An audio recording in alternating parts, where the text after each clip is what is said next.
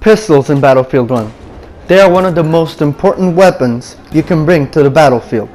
They are small and compact and can help you save you in a very sticky situation. Mostly to finish off an opponent when you can't even get the reload. Well, as we all know, Battlefield 1 has a lack of weapon varieties, or weapons overall. So I compiled a list of pistols that I think that should be added into Battlefield 1. Take notice, these are magazine-fed pistols, not revolvers. So, let's begin. Now, for the first pistol of our list, I'm going to start off with a pistol of British design, called the Webley & Scott. During the earliest years of the 20th century, famous British gun-making company Webley & Scott began experimenting with self-loading pistols.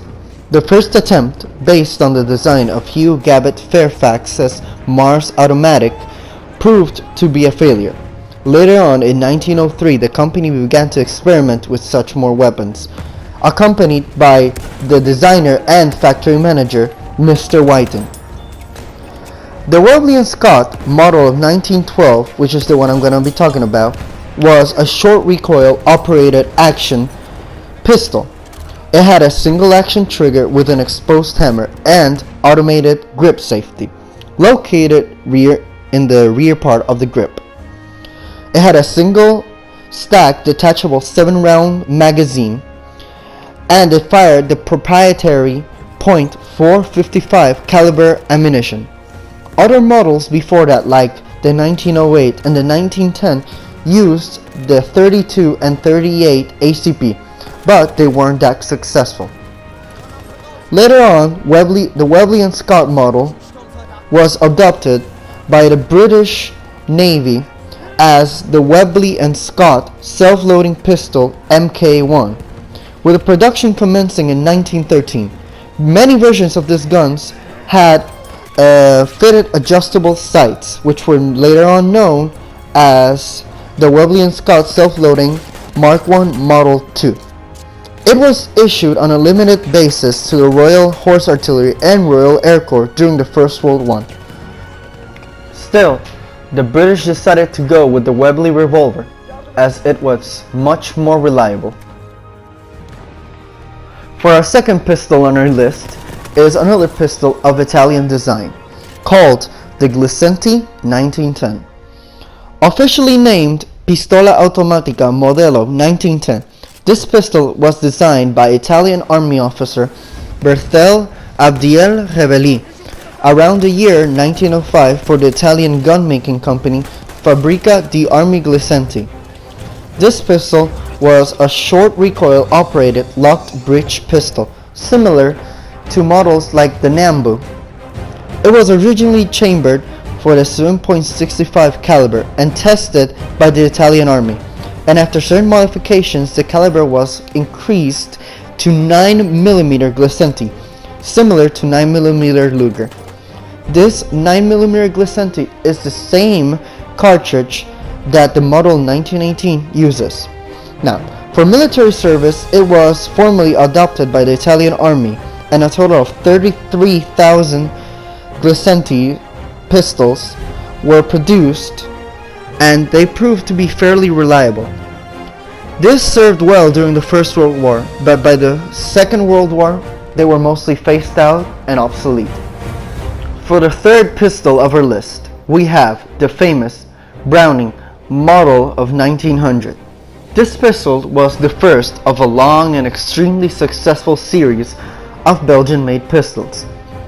Designed by the American firearms genius John Moses Browning, he offered his design to the Belgian company FN in 1898, and production began in 1899. The M1900, being a blowback-operated semi-automatic pistol, meant it was something new in the market. With a recoil spring located within the slide and above the barrel, this spring, via a special lever, added added much more strength and durability, and also worked with a firing pin. This pistol was the first one to include a 7-round removable magazine on the grip. This model 1900 was adopted by the Belgian army as the MLE 1900. It was a relatively simple and well-designed pistol and widely used across Europe as a civilian and policeman, chambered for the smokeless 32 ACP round. This was copied by many other countries, especially with those countries in Asia, and it was manufactured until 1911. With more than 700,000 pistols made, this pistol was also infamous for being the pistol that started the magazine-fed pocket pistol market and paved the way for the popularity of FN, and another one for the history books. For the fourth pistol of our list, we have the Bergmann 1910. Looks similar, right? Yeah, I know, looks similar to the C96 broom handle, but its predecessor, which looked very different compared to this one, was the competition for the C96 broom handle, and this was in 1894. Now, its designer was Theodor Bergmann, a German businessman who eventually got himself involved in the development of automatic firearms. As early as 1894, he brought up semi-automatic pistols, who were also designed by Louis Schmeisser.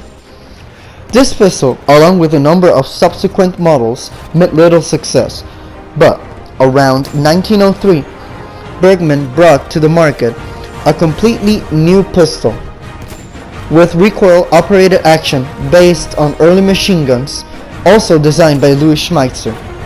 It chambered the 9x23 Bergmann, or 9mm Largo, as the Spanish called it.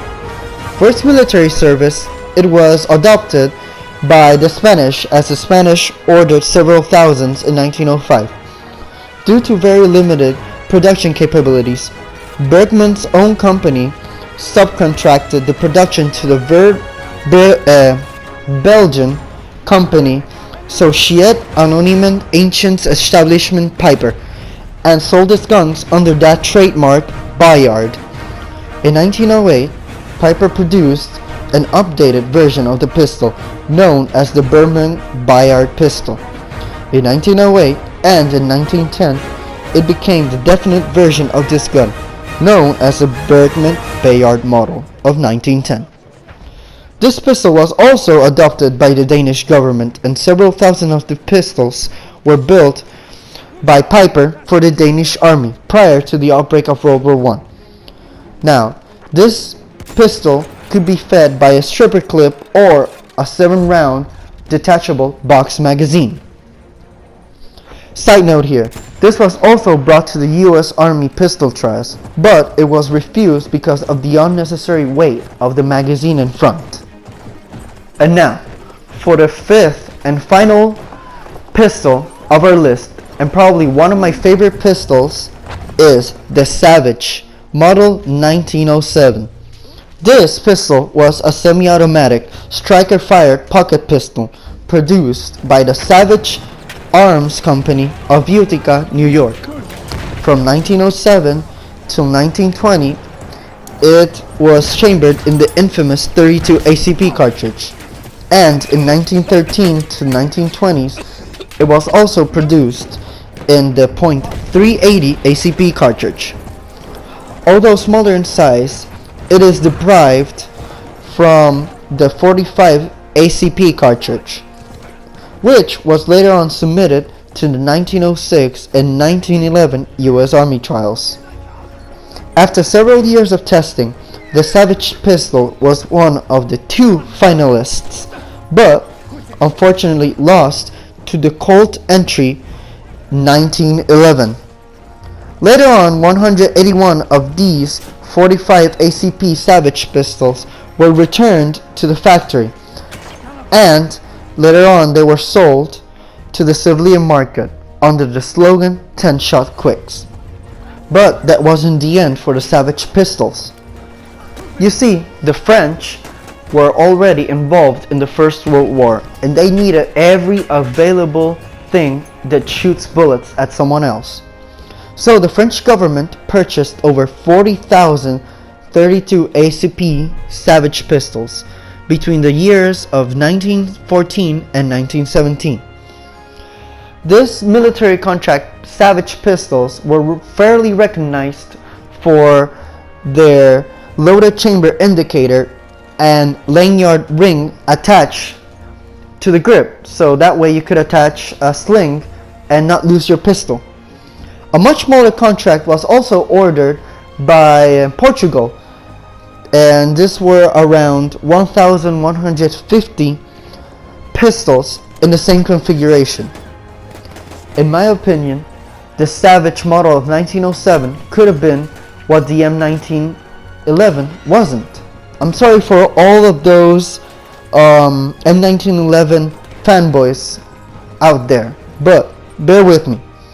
Besides being lighter, the Savage also had a revolutionary double stack magazine, which could hold 10 rounds instead of the M1911's 7 round capacity. The Savage model 1907 could easily, if added, become one of the best pistols, if not the new M1911 of Battlefield 1. I don't know about you guys, but I would really love any of these weapons to be added into the game.